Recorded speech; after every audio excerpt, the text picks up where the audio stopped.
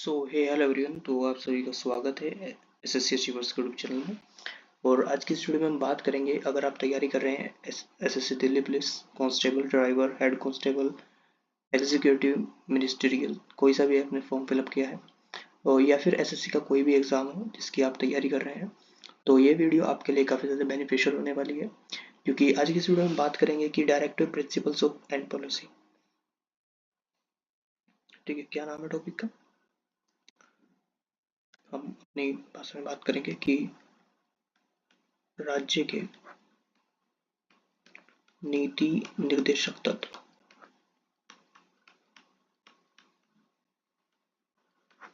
नीति निर्देशक तत्व इनको पढ़ेंगे और जो भी इम्पोर्टेंट क्वेश्चन इस टॉपिक से है उस सभी को कवर करते हुए चलेंगे, और जो पीवाईक्यूज क्वेश्चंस इस टॉपिक से बने हैं उनको भी डिस्कस करेंगे। तो आइए इस वीडियो को शुरू करते हैं। नेक्स्ट पेज पर चलते हैं।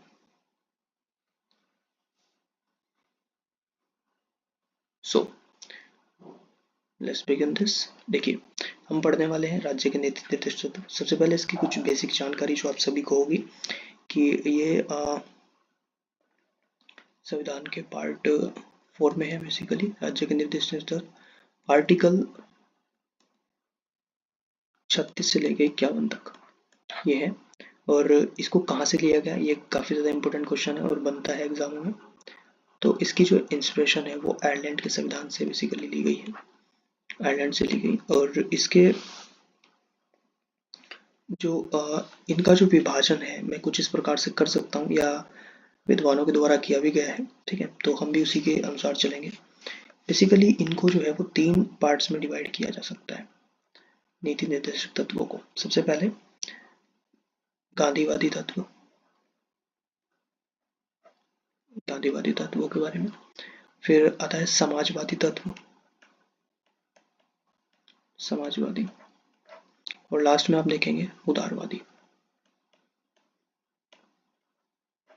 तो नीति निर्देशक तत्व से जो तात्पर्य है वो कुछ इस प्रकार से है कि राज्य के संसाधन जैसे जैसे बढ़ते हैं, यानी कि केंद्र सरकार या फिर राज्य के संसाधन जिस प्रकार से बढ़ते हैं उसी प्रकार से वह जो सरकार लोगों के लिए, अपने लोगों के लिए उसी तरीके के प्रावधान संविधान में ऐड करेगी।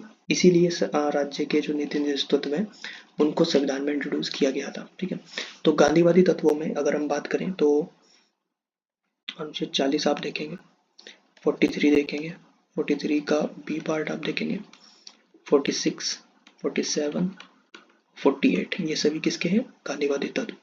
फिर बात आती है आर्टिकल 38, आर्टिकल 39 का पार्ट ए और 39 बुरा, 41, 42, 43, 43 का ए और 47, ये सब किसके हैं? समाजवादी तत्व। फिर आते हैं उदारवादी तत्व। क्या है? तो अनुच्छेद 44, 45, 48 और 48 का जो ए पार्ट है वो, और 49, 50 और 51, ये सारे के सारे जो तत्व हैं वो कौन से हैं? उदारवादी तत्वों के उदाहरण हैं। ठीक है, तो इन्हीं को ध्यान में रखते हुए और एक एक डिवाइड कर चुका हूँ, तो पढ़ेंगे हम सबसे पहले गांधीवादी तत्व सबसे पहले। ठीक है, गांधीवादी तत्व। तो पेन का कलर चेंज कर लेता हूँ और मेरे ख्याल से पीला सही रहेगा। तो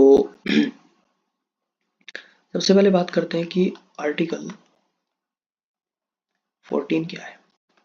तो आर्टिकल 14 बेसिकली भारत में ग्राम पंचायतों गठन का प्रावधान करता है। ग्राम पंचायत का गठन। ठीक है,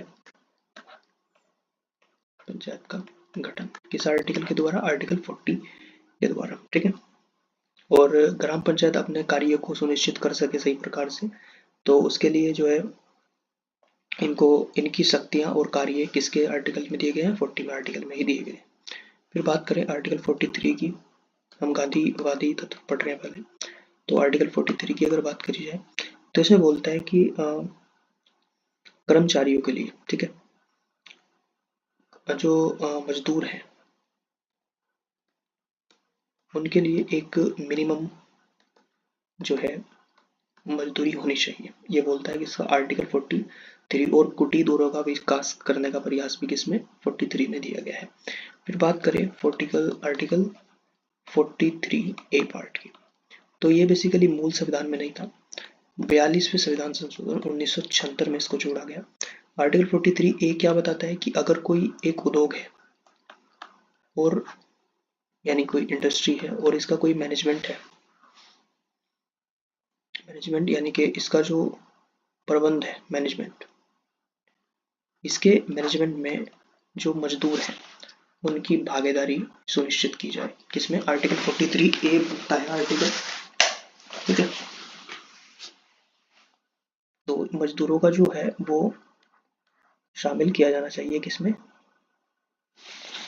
उसके मैनेजमेंट में, कोई भी उद्योग हो उसके मैनेजमेंट में इसके जो मजदूर हैं उनका भी भागीदारी हो, ये बोलता है आर्टिकल 43A, ठीक है।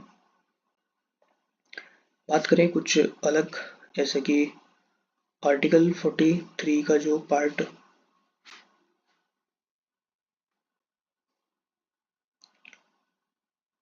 बी है, आर्टिकल बी यानी कि 43B, ये भी इम्पोर्टेंट है और ये बोलता है कि अगर आप किसी भी सहकारी समिति बेसिकली यानी कोऑपरेटिव जो कमिटीज हैं उनकी स्थापना आप कर सकते हैं। ये वो जोड़ा गया था बेसिकली 57वां संविधान संशोधन 2011 में इसको जोड़ा गया, ठीक है। काफी ज्यादा इंपॉर्टेंट है और ये क्वेश्चन बनता है एग्जाम में। नेक्स्ट पेज पे चलते हैं। फिर बात आती है आर्टिकल 46 क्या है, what is the article 46 actually. तो आर्टिकल 46 में कहा गया है कि SC ST जो है यानी कि अनुसूचित जाति और अनुसूचित जनजाति के लिए सरकार उनके उत्थान के लिए प्रयास करे, ठीक है, ये बोला गया है किसमें आर्टिकल 46 में। फिर बात करते हैं कि आर्टिकल 47 क्या बोलता है, आर्टिकल 47 तो ये बोलता है कि जो भारत के लोग हैं उनको पोषण से भरा यानी कि पोषण युक्त आहार उपलब्ध कराए, किसकी जिम्मेदारी होगी, सरकार की, ठीक है। फिर बात आती है आर्टिकल 48 क्या बोलता है भाई, आर्टिकल 48 तो ये बोलता है कि जो कृषि है वह पशुपालन, कृषि और पशुपालन करने के लिए वैज्ञानिक दृष्टिकोण का जो है वो डेवलप किया जाए, ठीक है, ये बोलता है 48। फिर बात करते हैं, ये तो खत्म हो गए हैं गांधीवादी तत्व तो समाप्त यहीं पर। अब बात करते हैं कि जो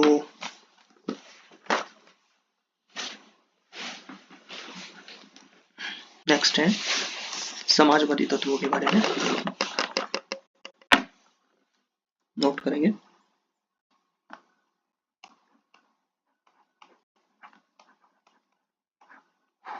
समाजवादी तत्व, तो इसमें सबसे पहले आप आर्टिकल आप देखेंगे, आर्टिकल 38, व्हाट इज आर्टिकल 38, अनुच्छेद 38 क्या बोलते हैं। तो अनुच्छेद 38 के बेसिकली दो पार्ट है, पहला एंड सेकंड। पहला पार्ट क्या बोलता है कि राज्य लोक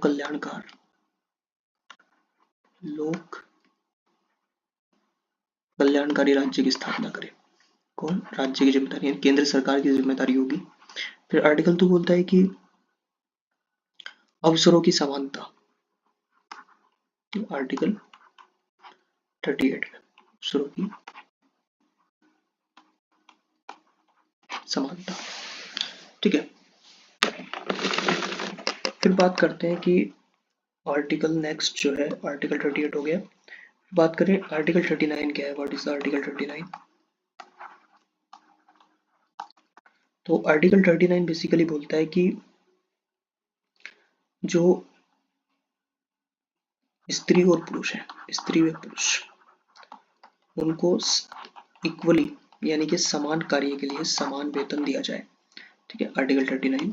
आर्टिकल 39 का जो पार्ट ए है, कई सारे पार्ट हैं, तो संसाधनों का उचित विवरण किया जाए, ठीक है, न्यायसंगत व्यवस्था की जाए अगर आप किसी से काम कराना चाहते हैं, तो ये किसमें सब दिए गए हैं, आर्टिकल 39A में। ठीक है, फिर बात करते हैं नेक्स्ट आर्टिकल की। तो नेक्स्ट आर्टिकल आता है आर्टिकल 41। तो ये बोलता है कि आर्टिकल 41 में बोला गया है कि जैसे कि बुढ़ापा है, बेरोजगारी, गर्भवती महिला है कोई,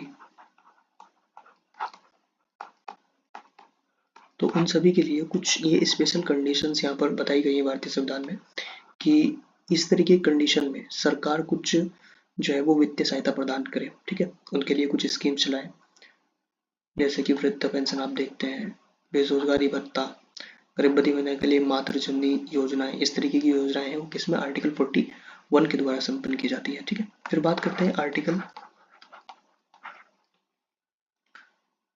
42 के लिए। What is article 42? तो आर्टिकल 42 ये बोलता है कि अगर आप किसी से कुछ कार्य कराना चाहते हैं तो कार्य की न्याय संगत व्यवस्थाएं हो, यानी मानवीय दशाओं में काम किया जाए, ऐसे नहीं कि कुछ भी करा रहे हैं, तो उसके लिए मानव कंडीशंस होनी चाहिए। ठीक है, मानवीय दशाएं में कार्य किया जाएगा, ये किसमें, आर्टिकल 42 बोलता है। ठीक है, नेक्स्ट बात करें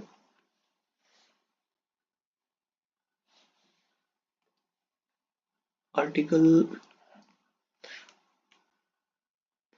43। तो आर्टिकल 43 हम पढ़ चुके हैं, आर्टिकल 43 का पार्ट बी भी पढ़ चुके हैं। फिर बात करते हैं आर्टिकल 47 क्या कहता है। ठीक है, ये काफी ज्यादा इंपॉर्टेंट है। तो आर्टिकल 47 भी हम पढ़ चुके हैं।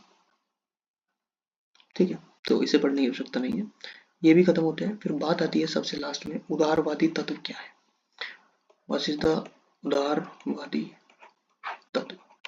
तो इसमें सबसे पहला जो आर्टिकल हमें देखने को मिलेगा, आर्टिकल 44।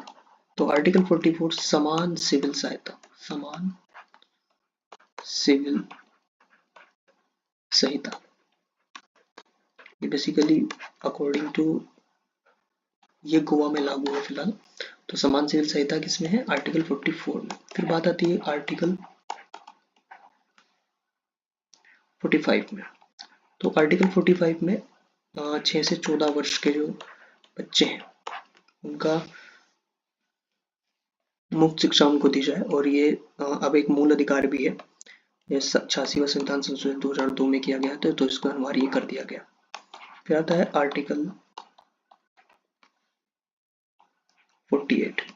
तो आर्टिकल 48 हम पढ़ चुके हैं। आर्टिकल फिर बात करें आर्टिकल 48 का जो पार्ट ए है, इसमें बेसिक है कि वन्य जो जीव है, वन्य जीव, उनका संरक्षण किया जाना चाहिए। और फिर लास्ट में आप पढ़ेंगे आर्टिकल 49। तो आर्टिकल 49 में बोला गया है कि राष्ट्रीय महत्व के जो स्मारक हैं उनकी सुरक्षा सरकार की जिम्मेदारी होगी, वस्तुओं का संरक्षण करना किसकी जिम्मेदारी होगी, सरकार की जिम्मेदारी होगी। फिर बात करते हैं आर्टिकल 50। तो आर्टिकल 50 में कहा गया है कि कार्यपालिका व न्यायपालिका, इनकी जो शक्तियां हैं उनका बंटवारा किया गया है। ठीक है, फिर लास्ट आप पढ़ेंगे आर्टिकल 51। इसमें बोला गया है कि अंतरराष्ट्रीय शांति को बढ़ावा देना, शांति को बढ़ावा देना। ठीक है, और लास्ट में आप देख सकते हैं 2-3 फैक्ट्स जो कि यहाँ से आते हैं कि आर्टिकल 37 है जिसमें बोला गया है कि जो डीपीएसपी है, यानी कि राज्य के नीति निर्देशक तत्व हैं, इनको न्यायालय में, मतलब कोई भी सुप्रीम कोर्ट, हाई कोर्ट या जिला न्यायालय, इनमें परिवर्तन नहीं है, यानी कि उसके क्षेत्र से बाहर रखे गए हैं।